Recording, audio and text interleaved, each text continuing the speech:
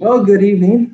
This will be different. I've never presented from the back of the room, but that saves everyone here who's here in person from looking at me for an hour. So I titled this presentation "Great Lakes Ghosts," and my catchphrase for the evening is "She was never seen again." You may hear me say that a lot. That is the only thing that ties all of these wrecks that I'm going to talk about tonight together, is that they were lost with all hands, and we are still waiting for someone to find their wrecks at the bottom of the lakes. This is going to be my earliest, chronologically speaking, the earliest shipwreck that I've ever talked about, and I will never top this record because the first ghost to talk about, oops, I'm not getting the next slide. Okay, so I had a good lead in, and hang on.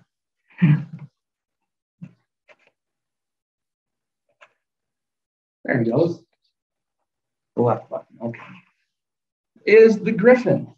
And believe it or not, she's going to be the very first sailing ship on the upper Great Lakes. Now, when I say upper lakes, I mean above Niagara Falls. And to tell her story, we've got to go, the thing just doesn't like me. We have to go all the way back to 1678. And if you can see my little ship's wheel logo up there in the top right-hand corner, we're going to be telling the story of Robert de La Salle. And this is going to be the guy who was going to go on to discover the headwaters of the Mississippi River and a lot of other important discoveries. But in the 1670s, La Salle is actually granted permission by King Louis XIV of France to come to the Great Lakes region. And while Europeans had been here before for the fur trading business, he's going to be the first to build an actual sailing vessel to be able to haul furs in bulk. And he's given permission to explore the Great Lakes and to set up a fur trading commerce in this region, as well as continue looking for the Mississippi River. And so he's going to, in the winter of 1678, he is going to end up bringing as much of ship's hardware as he can to an area between what is now Black Rock, New York, and Niagara Falls. And he and his men are going to spend the winter building the very first sailing vessel that's going to be on the upper Great Lakes. Probably a bad sign. He did have a ship on Lake Ontario that he used to bring the anchors, the anchor chain, the other hardware that he needed to this location. That ship went on the rocks and became the Great Lakes' very first shipwreck. So probably a bad omen if you're La Salle. But they spend the winter building the Griffin. We don't know a lot about how she looks. We have some guesses. I have seen estimations that she was anywhere from 40 feet long to 60 feet long, had one mast, had two masts, had one cannon, had six cannon. There's a wide range of exactly what she may have looked like, but what all stories agree on is that she had a carved wooden griffin on her bow.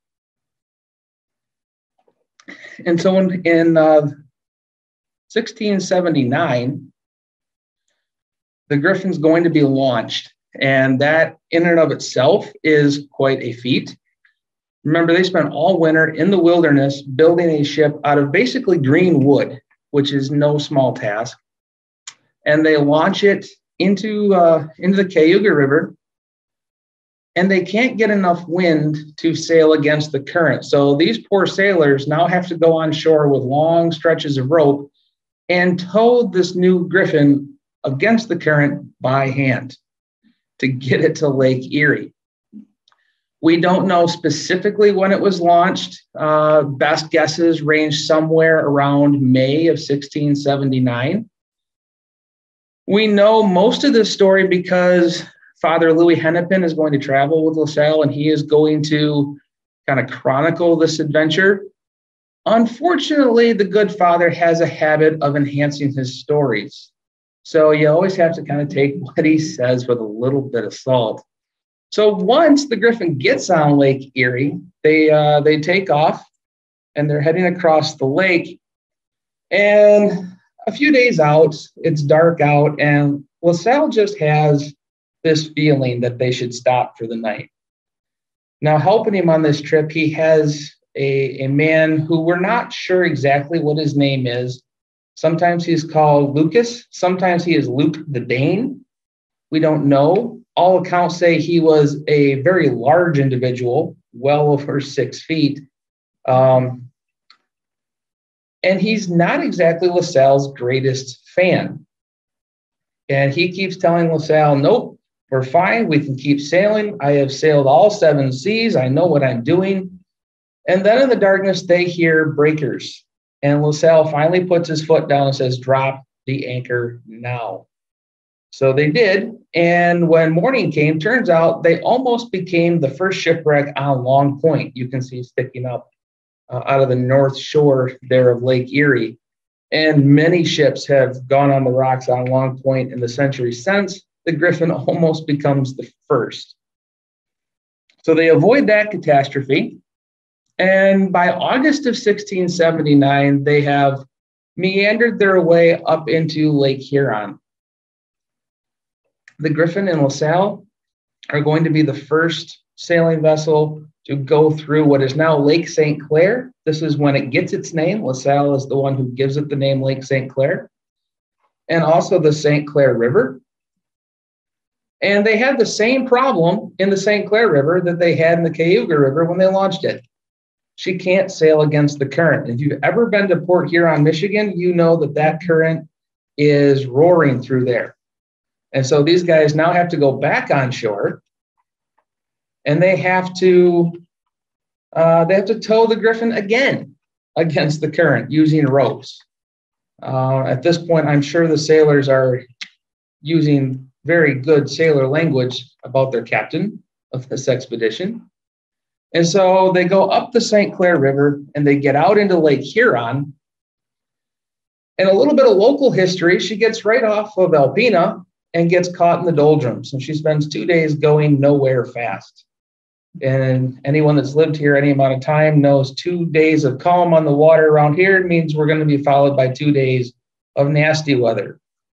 And another storm hits them. And there's a point where pretty much everyone on board the Griffin is pretty sure they're going to die, that the Griffin is going to sink out from underneath them. LaSalle is leading his crew in prayers for salvation, except the pilot, Luke the Dane, who apparently is standing at the ship's helm and cursing LaSalle in every word he knows for bringing him to die on a nasty lake.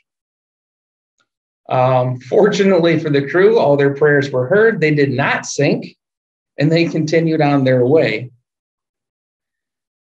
And then on August 27th, they make it to the trading post at St. Ignace, where LaSalle learns prior to the Griffin's maiden voyage, he had sent an advance crew on ahead to go trade with the natives to get furs and to stockpile them.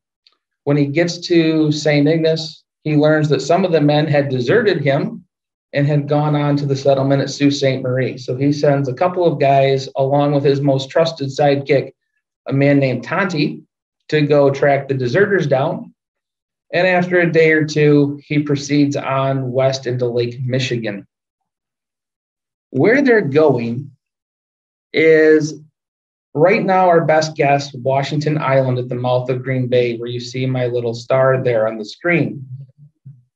There's some evidence to suggest perhaps it was a different island, but our best guess at the moment is that it was Washington Island.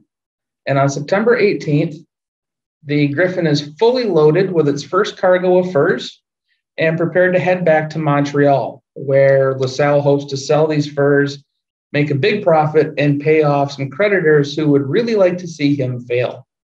However, LaSalle's not going to be on the trip. Him, Father Hennepin, and a few other men are going to continue on down Lake Michigan along the Wisconsin shoreline in canoes and continue searching for the headwaters of the Mississippi River. So the Griffin is going to head back with a crew of 5, led by LaSalle's favorite person, the pilot, Luke the Dane.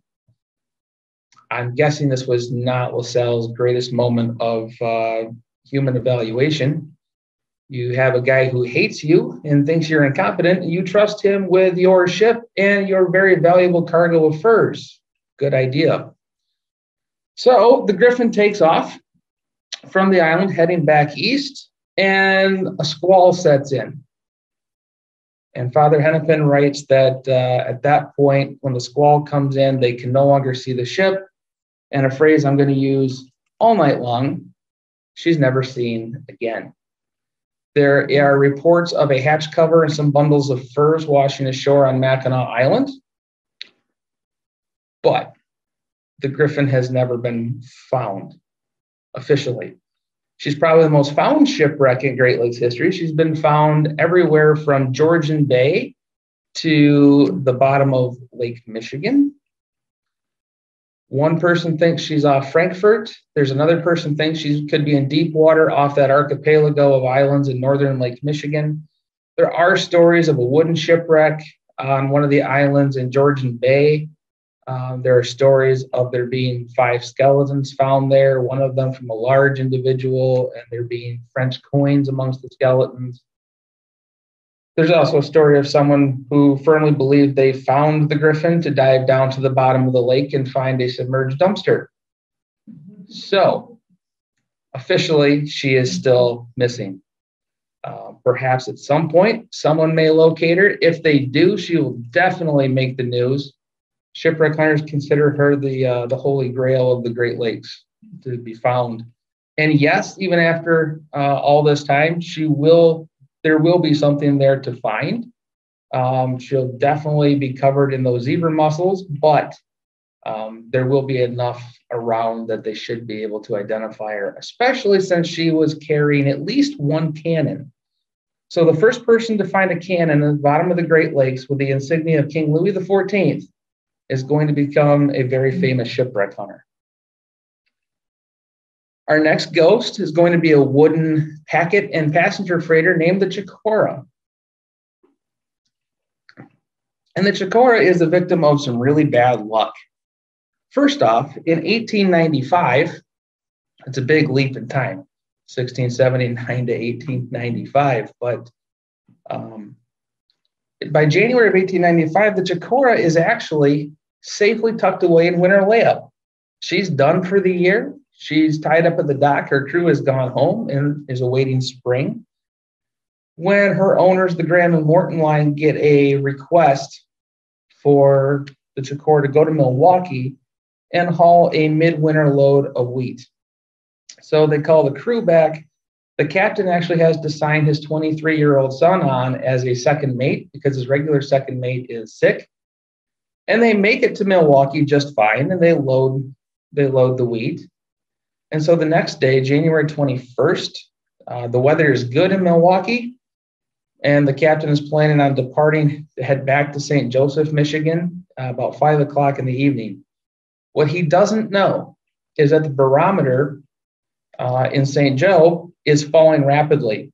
And the owners take notice of this in their office, and they send a telegram to Milwaukee to tell the Chikura to stay in port, to not sail until the storm is passed. So the telegram is copied down, it's handed to a messenger boy, and the messenger comes running down to the dock just in time to see the Chikura steaming past the piers.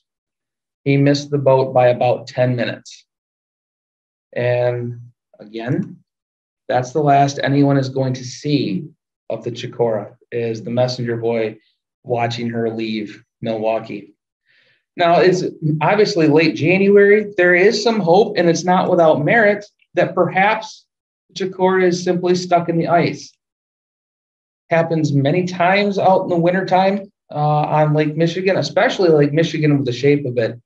You get that really thick windrow ice that can get up over 10 feet thick and can trap a ship. And as the ice moves, it just drifts the ship along with it. There have been many cases where, especially the railroad car ferries, would get stuck in ice and get drifted 100 miles off course. So there's hope that the Chikura possibly is okay, just simply icebound, until the wreckage begins to show up. And being a wooden ship, she breaks up pretty badly. There is wreckage coming ashore all along the southwestern shoreline of Michigan, and everyone is fairly convinced that the Chikura is lost. Pieces start coming ashore places like South Haven. The ship's dog comes ashore near Benton Harbor, and everyone is fairly certain that they're not going to hear from the Chikura again until a telegram arrives on February 3rd from South Chicago. And it says the Chikura has been spotted. Apparently, the telegram said that the Chikura was spotted stuck in the ice, just like people had hoped might be the case off South Chicago, and all of the upper works had been ripped away, which would explain all the wreckage that had come ashore. Also said that they could not see any people out on deck, but that doesn't mean that they might not be below.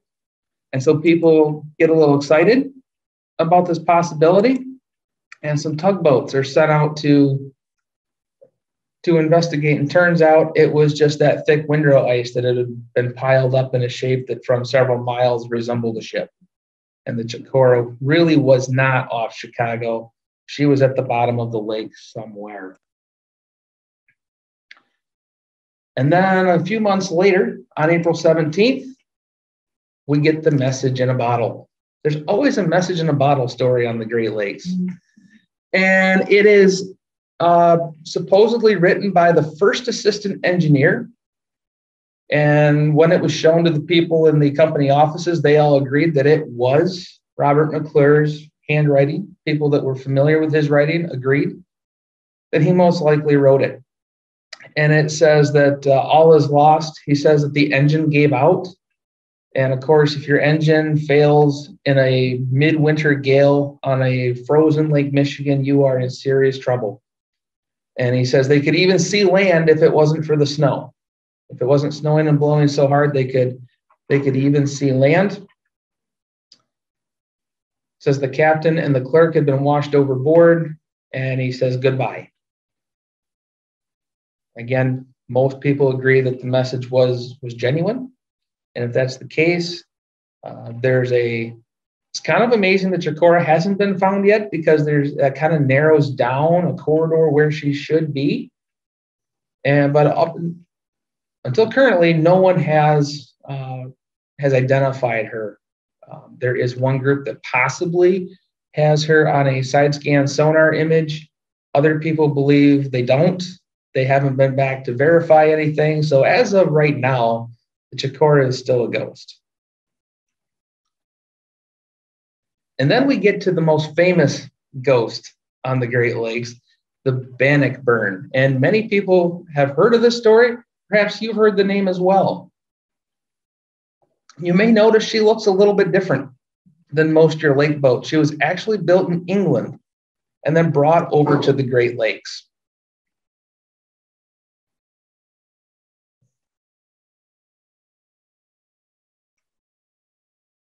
She has your typical turn of the 20th century life of a Great Lakes ship. She ends up going ashore near Kincardine, Ontario.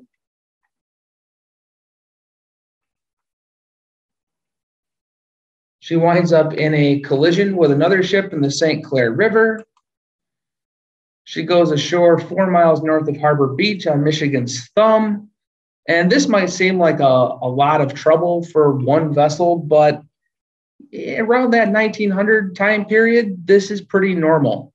It really was a contact sport back in the day, and it was expected that a ship would have some troubles of this nature. In fact, there's many ships in this time period that sank 3, 4, or 5 times in their life. So this really wouldn't have raised any concerns. And then on November 21st of 1902, she's up in what at that point was Fort William, Ontario. It's now Thunder Bay, Ontario, loading grain, bound for Midland, Ontario, which is off in Georgian Bay on the Canadian shoreline.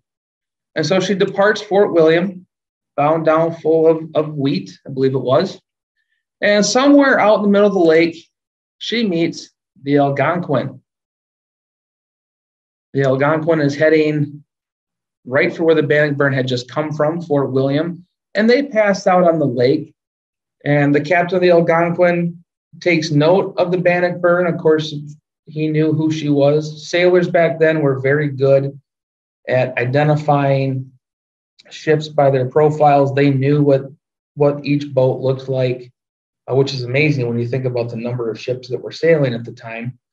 And of course, with the Bannock Burn's unique profile, she was a pretty easy boat to identify. And then he goes about his business. He has to check his charts. He's heading toward that rather tricky end of Isle Royale with some islands and reefs. He goes to check his charts, and when he turns back around to look out the back windows of his wheelhouse, he realizes that the Bannock Burn has disappeared. It catches his attention a little bit because it hasn't been so long that he shouldn't at least be able to see her lights. But the weather's rising, the storm is moving in, and he attributes it to just the weather reducing visibility, and he carries on his way to Fort William. However, when the Bannock Burn becomes overdue in Sault Ste. Marie, people begin worrying pretty quickly. A report comes in that she actually had been found ashore north of Michipicoten Island. A ship is sent out there to go investigate. The Bannock Burn is never found out there, and people are still trying to figure out what happens. And then a report comes in from this ship. This is the whaleback, the Frank Rockefeller. And what her captain reports is when they were off Standard Rock Lighthouse, which is about 25 miles straight north of Marquette, they actually sailed through a large field of wreckage. And as far as anyone knows, there's only one ship missing on Lake Superior, so it must be from the Bannock Burn. He doesn't have time to stop and really do any kind of investigation. They don't see any life rafts or lifeboats. Don't see any people in the water, just a lot of wreckage. And so all hope is going to be abandoned for the Bannock Burn. And it's just believed that she went down somewhere north of Marquette in very deep water up that way.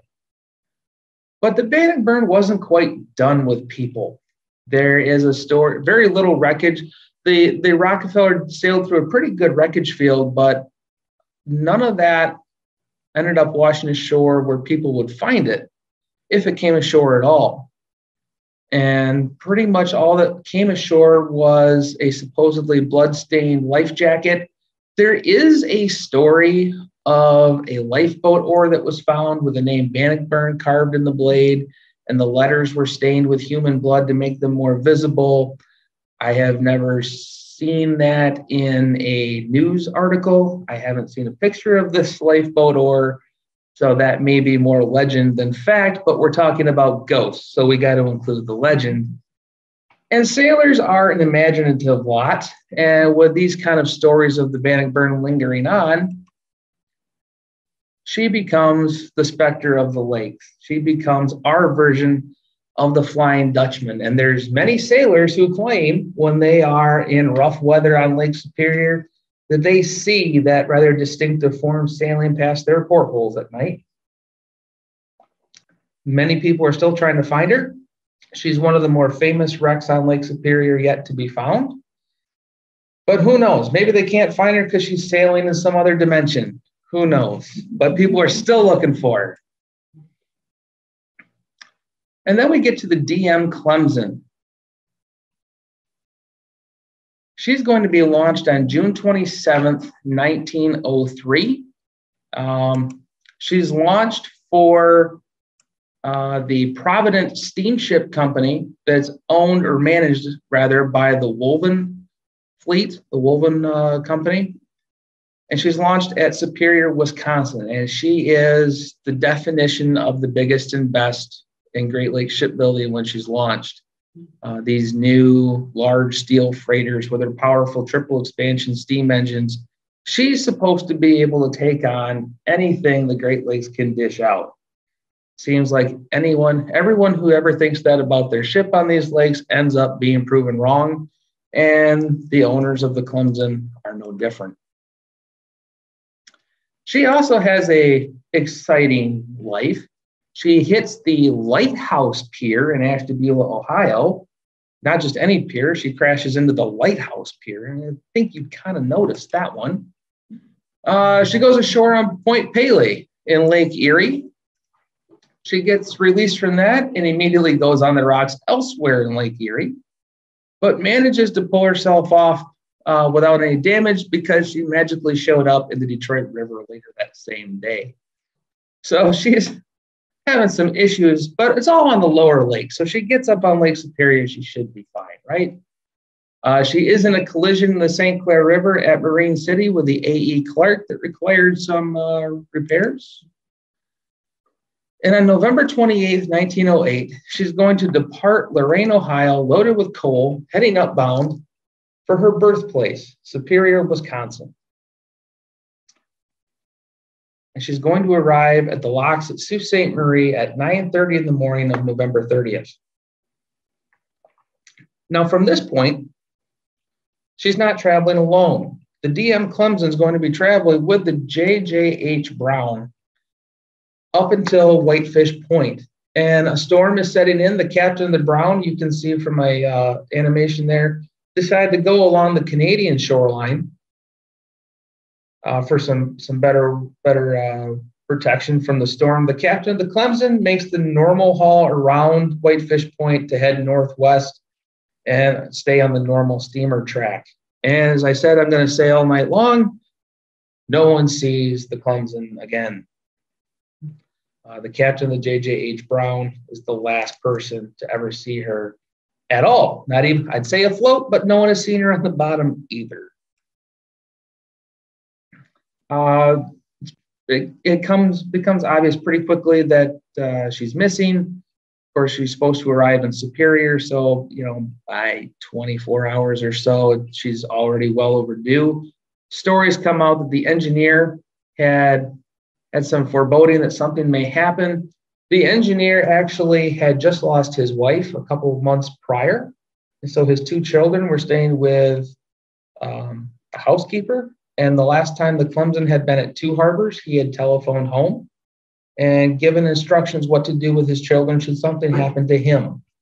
And of course, that story made it to the newspapers, and they ran with it that he had a premonition that something was about to happen to him and his ship. The first thing that's going to be found is a water barrel marked DM Clemson and a cork life jacket, and they're going to be found near Crisp Point, which is 15 miles west of Whitefish Point in a very remote location, still a very remote location. I've been up there 3 times. It's always an adventure to get there. And people start worrying, but to be fair, water barrels and life jackets can wash overboard in a storm. And there have been many cases where things of that nature have been found on shore, boats have been reported lost, and then they show up 2 or 3 days later. So it's concerning, but it's not anything that's going to confirm that the Clemson is lost. What is going to prove that the Clemson is on the bottom somewhere is also near Crisp Point. Her hatch covers come ashore. Some articles say 23, some articles say 30.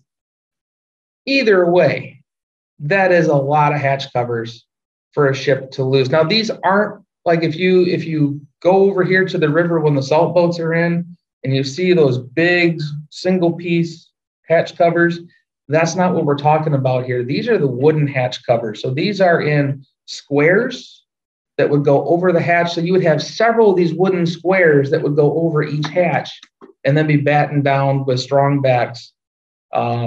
I'm not sure. I assume from the way this is written, we're talking about 23 to 30 of those individual squares not 20 to 30 entire hatch covers. But regardless, no ship is going to be able to lose that much coverage of their weather deck and stay afloat. That is, I've never seen another wreck. Obviously, there's many I haven't researched, but I've never seen and come across another story where a ship has had this many hatch covers wash ashore.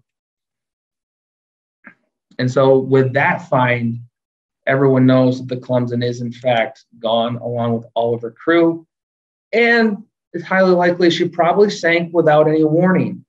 If you have that many hatch covers coming off the vessel, she's going to drop pretty quickly. And being wooden hatch covers, they would float. So I think there's probably a good chance she may have capsized in the waves and the cargo falling out, popped these wooden hatch covers off. They floated back up to the top.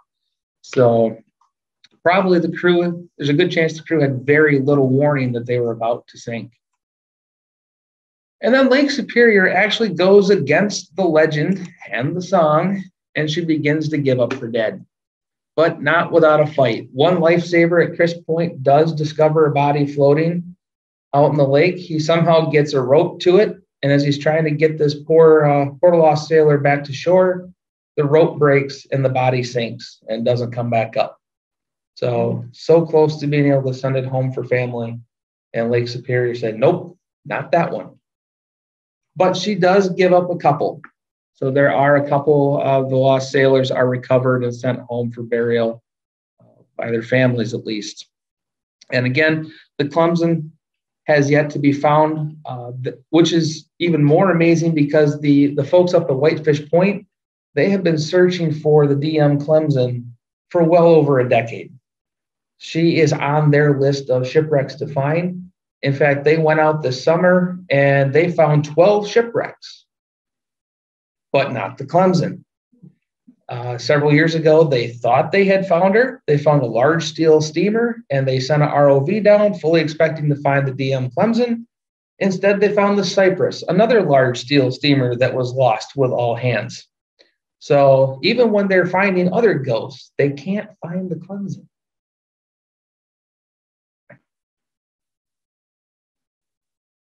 Which leads us to our next ghosts of the night, which is actually a 2-for-1 story.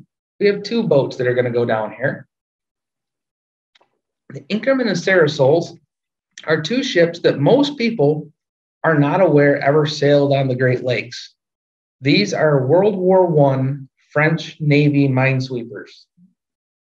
Most people don't realize they were ever on the Great Lakes. And there's a very easy reason why they were. Canada was building them for the French Navy. So there was a company up in Fort William, Ontario, that agreed to make these things. And this is in November of 1918, which if you know your World War I history, this is after the war. But the French Navy still takes all contracted vessels to replace the ones that were sunk in the war. So they're going to still take these 3 boats. And there's 3. There's the Sebastopol, the Inkerman, and the Sarasols.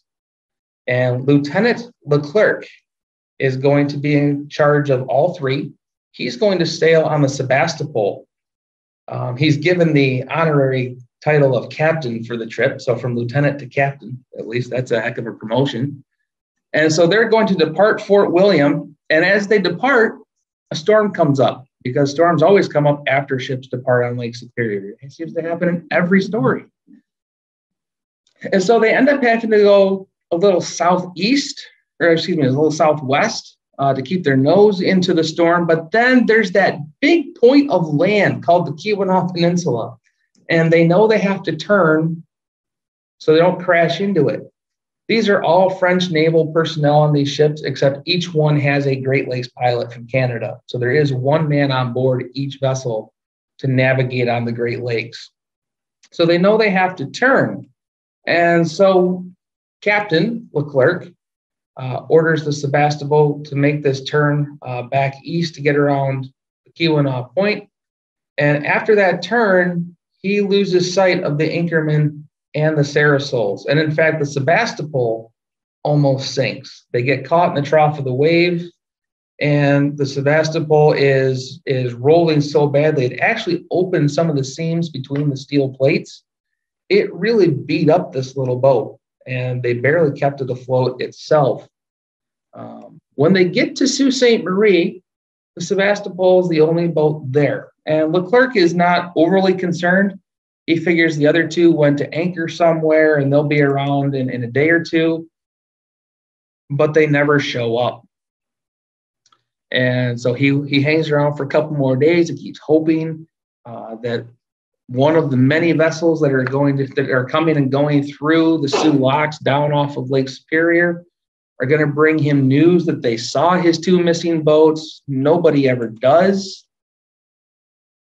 And so they remain missing. And then finally, somebody shows up and says that they were found, they were safe. The crew was pretty hungry, out of food, but the boats were still floating. But after 10 days, they still hadn't shown up. And so Leclerc is going to leave the Sevastopol in the Soo. He's going to hire a tug out of Sioux, Canada, and he's going to go back out onto Lake Superior in search of his two missing minesweepers. And he finds nothing. There is virtually no wreckage from these two vessels ever located. No bodies, very little wreckage, if any. There was a few things found floating in the water, but no one could definitively prove that it came from one of the two missing ships. Some wreckage was found on shore that people thought may have been from them. Leclerc said no, it was not from his two vessels. So perhaps he may have been mistaken, but for the sake of our story, we can say no wreckage was found. And so there are two French World War I Navy minesweepers on the bottom of Lake Superior. That top headline is actually incorrect. Both ships are going to be lost with 74 to 76 lives, not 60. And what is even more interesting is all of these ships were equipped with wireless radio. They could have sent a CQD. They could have sent a SOS. They could have called for help. They could have at least gotten word out of what had happened to them. And apparently, they did not have time. There's speculation that perhaps they did have a deck gun, and perhaps that made them top heavy. And if they got caught in the trough of the waves, perhaps that deck gun rolled them over and they capsized in a matter of a minute or less. But regardless, people are still looking for them. They're going to be tougher finds because where they supposedly went down, we're talking 400 to 600 feet of water, if not more. And off the tip of the Keweenaw Peninsula is a very remote location for shipwreck hunters to try to get to. Not many gas stations for your boat. So it's going to be quite a job to find those two. And then our last one for the evening is the Endoste. And you might notice that she looks kind of similar to that Frank Rockefeller that I showed you a picture of earlier. She is based off of that old whaleback design that became popular for a little while on the Great Lakes with some differences. She does sit as low in the water, but she's not quite as rounded. She has traditional hatch covers, and she has a traditional bow design. She is one of two what we call monitor designs. She's built in Cleveland. The Endoste is the first of this monitor class to be built. Her sister ship, the Choctaw, was just found about 4 years ago in the Thunder Bay Sanctuary up off of Rogers City. So neither one had a good ending, but the Choctaw at least decided she wanted to be found. So she's launched in 1892. She has, again, your typical early turn of the century life of a steamer with just a little bit more drama. She does run aground in the St. Mary's River, which was happening every day back then. She does end up in a collision and has to run herself up on shore to avoid sinking after the collision. And at one point, she had even been given up as lost in the storm. Some wreckage of hers had washed ashore. She was overdue. People said she was gone. And a few days later, she came steaming into port to let everyone know that she was very much still afloat. She runs into another ship in the St. Mary's River. Again, most, except for the dramatically reappearing after supposedly sinking, a typical life of a freighter back then. On September 9th, 1929, she's going to leave Grand Haven, Michigan, bound for Chicago. And after she leaves, again, of course, a storm comes up. What else? And she's going to be heading for Chicago, and she's not going to be seen again either. And she's going to take 28 crewmen with her when she goes to the bottom of Lake Michigan. Just prior to her departure, this is the last known picture of the Endoste, taken at Grand Haven, Michigan. And there's some stories coming out with this sinking. So apparently one of the sailors from Benton Harbor, Michigan, had already told people this was going to be his last trip on the boat. He didn't feel the vessel was safe, and that when he got back from Chicago, he was getting off this thing as fast as his feet would take him. Apparently, the ship engineer was rumored to have some misgivings about the vessel. And then one of the lost sailors' mom tells the story of her son came home to visit her before this trip.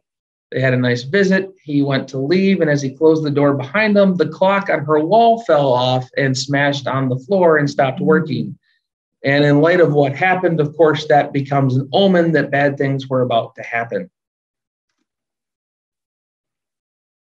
Doesn't take long for wreckage marked Endoste to start washing ashore on the Michigan shoreline. And it's pretty obvious that she's going to be gone. When large amounts of wreckage start coming ashore, and this is September, so we don't have the hope like we did with the Chikura that maybe she was stuck in the ice. This is early September. There's no ice. So when you see wreckage like this coming ashore, the Endoste is going to be gone. Some of the wreckage is her name board. This is actually a picture I took in a museum in Ludington, Michigan. You can go see this. In the wreckage, I don't have a story of a message from a bottle this time. It's a message on a board, not this board. At least I don't think. They wouldn't let me take the little brackets off the wall and flip it over to look. I wish they would have. I think that's perfectly fine. But the curators of the museum had other ideas, I guess. But on one of the boards that comes ashore, there's a message. And it's initialed ALA, which lines up with the initials of the Endoste's captain, Albert L. Anderson. And the message simply says, "Worst storm I have ever been in. Can't stay up much longer. Hope to God we're saved."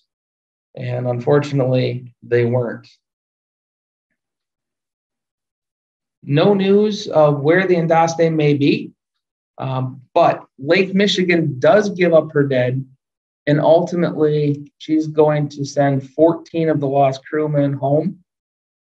14 of them are going to be recovered and sent to their hometowns. Most of these guys were from Southwest Michigan, Benton Harbor, Grand Haven, South Haven, Holland. And so 14 of them are going to be recovered ultimately and sent home for family burial. The Endoste is still missing. And another one that's really kind of surprising, because another one of the premier shipwreck hunting groups that specializes in Lake Michigan wrecks has been looking for her also for probably up to a decade now. And they've made some other significant finds along the way, but the Endoste just does not want to be found yet. And when you think about it, we know where she was going. We know the route she was on. So something must have happened out there in the middle of the lake to push her well off her course. She really should have been a fairly simple ship to find. And the fact that she's not tells me that perhaps she lost power, perhaps she lost her rudder and was pushed by the storm well off course. we won't know until she's found. And hopefully that's at some point. Hopefully not too soon, because once one of these is found, I have to change my presentation. And that is the last ghost story I have for you tonight. So I know some people are listening on Zoom. Are there any questions? Yeah. How many reported sightings have there been in the Bannock Burn? Oh, there's no way to count. They don't really necessarily show up always in newspaper articles, but stories around galley tables, yeah, they're out there. They're out there. A few have made some books and a couple newspaper articles, but it's still a common claim.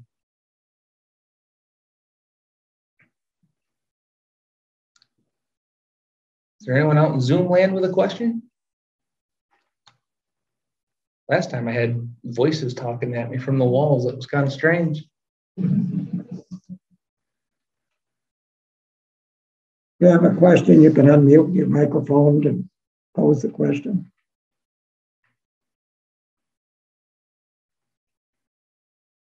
Okay. All right. Well, thanks for coming out tonight. Thanks for logging in on Zoom, and thanks to you guys for having me back again. Always enjoy coming out here and sharing more stories. So.